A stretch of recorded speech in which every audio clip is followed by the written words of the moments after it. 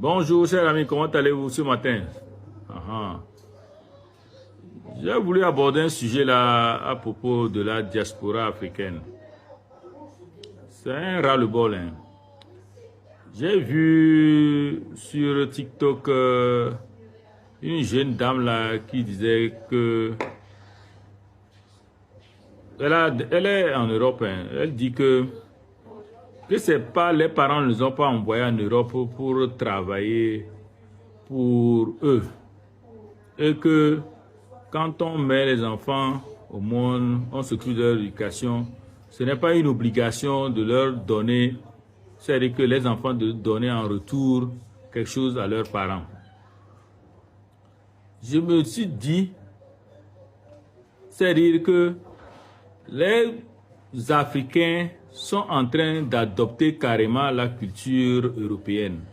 C'est-à-dire, ils se désolidarisent de la fraternité et de l'éducation africaine.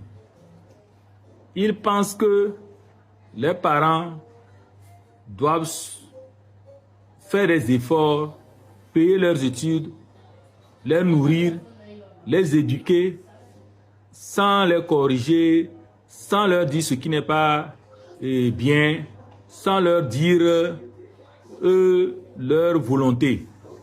Et qu'à la fin, quand ils gagnent leur vie, ils n'ont pas un droit de retour pour remercier leurs parents, qui sont en âge de vieillesse à la retraite.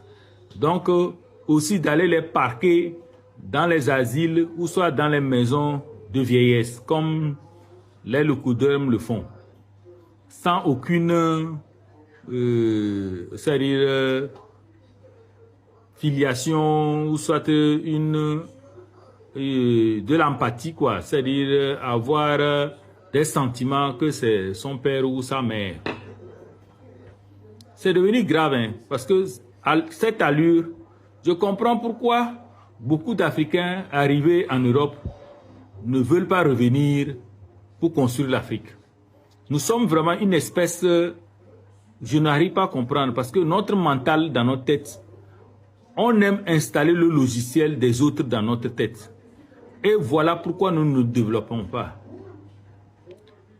Moi, je dis, la diaspora indienne, ils sont beaucoup en Angleterre. Mais regardez comment ils investissent en Inde, comment ils sont en train de construire l'Inde. Regardez, l'Inde est le pays le plus peuplé. Un pays, hein, ce n'est pas un continent, un pays le plus peuplé. C'est-à-dire que